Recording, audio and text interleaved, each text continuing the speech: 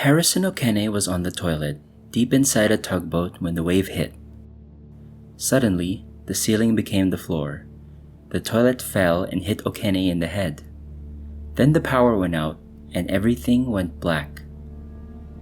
He wouldn't see light again for 60 agonizing hours. When he finally did escape, doctors made a shocking discovery. The AHT Jascon 4 was a tugboat contracted to Chevron. It was performing towing operations 30 kilometers off the coast of Nigeria's oil-producing Delta State on May 26, 2013, when what Chevron describes as a sudden ocean swell capsized the vessel. That morning, O'Kenne was scheduled to go on leave in 3 days. He hadn't even gotten dressed to start his day when he took a trip to the toilet that lasted much longer than he planned. O'Kenne, the ship's cook, was just 29 years old when the Jascon 4 capsized.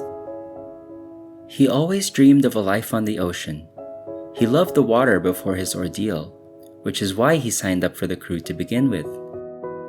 But soon, the ocean would be haunting his nightmares. After the wave hit, the Jascon 4 rolled over and immediately began sinking. O'Kenne later recalled that it only took 1 or 2 minutes before he felt the ship come to rest on the ocean floor.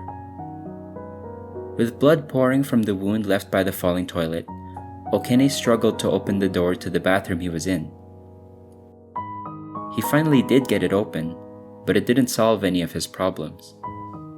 He got the door open and he found 3 of his crewmates on the other side. They were struggling with the hatch as the water level quickly rose. As O'Kenne's crewmates struggled, water roared into the corridor. He watched as the 3 of them were swept away, one by one. Knowing in his gut that they were goners, O'Kenne made an unthinkable decision. Thinking fast, O'Kenne fought every instinct imaginable and turned to go deeper into the bowels of the ship. O'Kenne knew that his crew kept the airtight hatches to most cabins shut at all times, due to the threat of pirates. That gave him an idea. Instead, O'Kenne swam away from the exit, and the rushing water quickly swept him along. Soon, he found himself in another bathroom, just as the water forced the door shut behind him. Many of his crewmates were still trapped in the ship. He remembered hearing so many shouts, calling, and crying. He still hoped he would be able to find his way out of the ship, but the force of the water on the door to the bathroom was too great. He broke the handle trying to get it open. At this point, most people would give in to despair, but O'Kenne told himself to remain calm. From that point on, and for the next 60 hours, he would remain in a state of hyper-composure. It was the only thing that would keep him alive. Assuring himself that he was in charge of the situation, O'Kenne took a moment to think. Always a practical man, he spotted a metal vent and came up with another idea.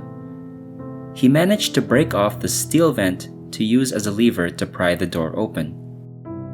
It wasn't easy, especially accompanied by haunting sounds. As he worked on getting the grate and opening the door, he could still hear the shouts of the other crew members echoing throughout the ship. O'Kenne's quick thinking with the vent got him out of the bathroom. But by the time he got the hatch open, the shouts of his crew had fallen silent. In the moment, O'Kenne convinced himself that they must have escaped. Gathering himself a bit, he made for the airtight hatch his crewmates had been struggling with before, but it didn't look good. Aside from the air pocket he'd found in the second engineer's cabin, the rest of the ship had completely flooded. He only had that one small portion of air to keep himself alive. The watertight hatch that led outside was still stuck, and by now completely submerged. O'Kenne could only work on it for so long before he had to head back to his air pocket to breathe. He almost lost his fight for survival in the first moments. The first time he dove to check on the door, he got lost while trying to make it back to the air pocket. The route between the hatch and the pocket was full of doors. The engine room, mess room, chiller, cabins. It was a maze. But it was even worse than that. The ship was upside down, underwater, and pitch black. It would be hard to navigate under perfect conditions, but the stress and lack of oxygen made it far worse. A single wrong turn, and Okene might not make it back to the air pocket. The hatch wasn't opening, so Okene focused on what he could. Searching through his surroundings, he managed to scrounge up a tin of sardines and a can of cola for food. Okene also managed to find a set of coveralls. He was still in his boxers, but he wasn't going to put the coveralls on. He had a smarter use for them. He methodically cut the coveralls into strips, tying them end to end until he had a long piece of rope. He then tied the rope to the door at the entrance to the cabin. Since getting lost could be the end, Okene used the rope to guide him between the air pocket and the hatch, buying him extra time. It was genius. But he had another problem to consider. The waters of the Atlantic are freezing cold, and he would not survive long underwater. Ripping the wooden panels out of the ceiling, he fashioned a raft just big enough to carry his weight. From his cramped little perch, he could retain some heat and plan his next move. After a few attempts, Okene had to admit that he was not going to get the hatch open. Trying any more would just waste precious oxygen. All he could do was sit, wait, and pray. The can of sardines and the cola did not last him long. The hunger quickly set in, but far worse was the thirst, made so much more painful by all the salt water he'd ingested. Sitting there in the darkness, Okene said that the time started to lose meaning. He sat there in total darkness, but this wasn't mere sensory deprivation. It was so much worse, because there were still the sounds. Sea creatures soon started infiltrating the ship. They tore at his skin when he left a limb in the water too long, but he wasn't their only meal. Okene couldn't see in the darkness, but he could sense the bodies of his crewmates nearby, and he could hear the fish nibbling away at them. In his own words, it was horror. His throat burned from all the salt water he'd swallowed. It made the skin of his tongue peel away. His extremities weren't faring much better, but all he could do was endure it. Okene kept himself calm, but he couldn't deny the fact that the water was rising. He sat there and waited for the water to fill the room completely. Trapped on his raft, he thought of his wife and mother. In the total darkness, his memories flashed before his eyes, thoughts and moments from his life. Okene sang church songs over and over in his head to help him pass the time, and he wasn't hanging on for nothing. The entire time he was waiting, Okene knew that a panicked brain used more oxygen, so he simply remained calm and bought himself as much time as possible, long enough to hear a new sound in the darkness. He suddenly heard what sounded like a hammer banging on the hull. It was faint, but it was there. If it was a person, he was going to make sure they knew he was here. Swimming down towards the source of the noise, Okene started banging as hard as he could on the side of the ship with a water filter. Okene had no idea how long he'd been in the darkness when he saw the faintest reflection of a light appear beneath him.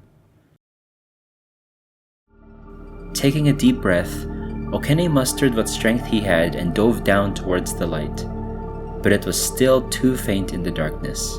He had to resurface into his bubble to take one last deep breath and try again. The rescue divers who found Okene were wearing cameras on their helmet. In the footage, you can see Okene's palm appear out of the darkness. The diver radios that he has found another body, and then the hand reaches out and grabs him. In that moment, Okene wasn't exactly worried about surprising his rescuer. In an interview, he says the man shivered with fear when he reached out. The bubble of air that Okene survived in should have filled with a toxic level of carbon dioxide within just a couple hours. So how did he survive for 60? The cold water was painful, but it may have been what saved his life.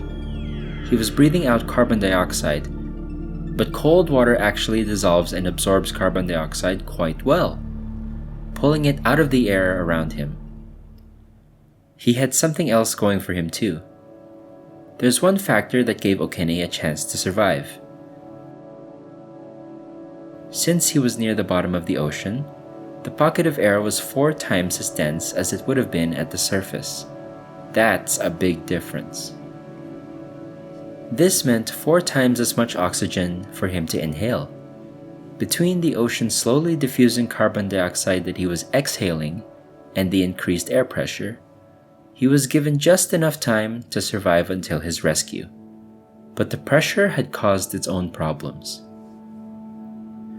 Recreational divers usually wouldn't spend more than 20 minutes at that depth. Okene had been there nearly 3 days, and in that time his blood had absorbed potentially fatal amounts of nitrogen.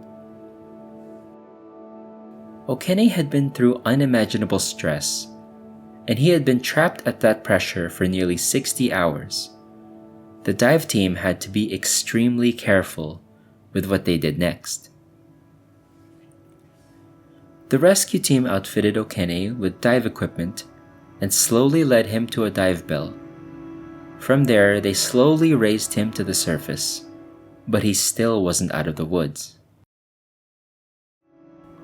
He wanted to go home, but Okene had to go straight into a decompression chamber for 3 days upon reaching the surface, so that his body could slowly reacclimate to atmospheric pressure. Okene couldn't believe it when they told him that he had been trapped for nearly 3 days. He didn't even think a single night had passed. One of the first things Okene did upon being rescued is ask about his crewmates. He had spent all that time in the darkness hoping they might have gotten out. But sadly, he was the only survivor. After completing decompression, the medics were shocked to discover that Okene was in almost perfectly normal health, aside from his raw skin.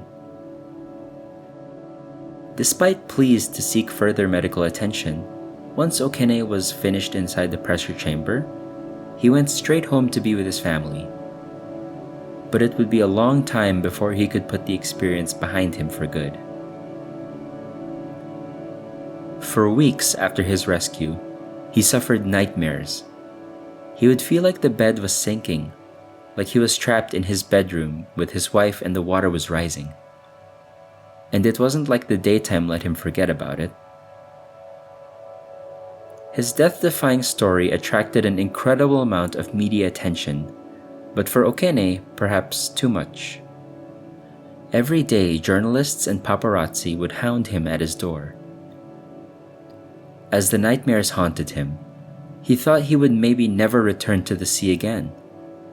But he always loved the ocean, and it would come back to him before long.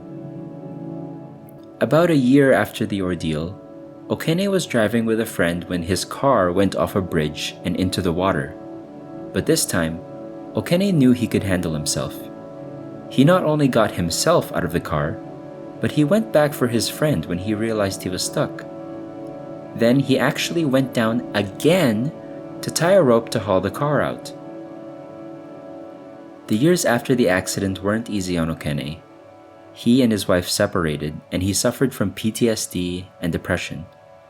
But there was one thing he knew he was good at. Harrison Okene survived on a makeshift raft for nearly 60 hours near the bottom of the sea at depths that by all rights should have killed him. So why not play to his strengths? Despite protests from his family, Okene faced his past, and today he works as a professional diver, installing and repairing underwater oil rig facilities. If you enjoyed this video, please consider giving us a thumbs up and subscribing to the channel.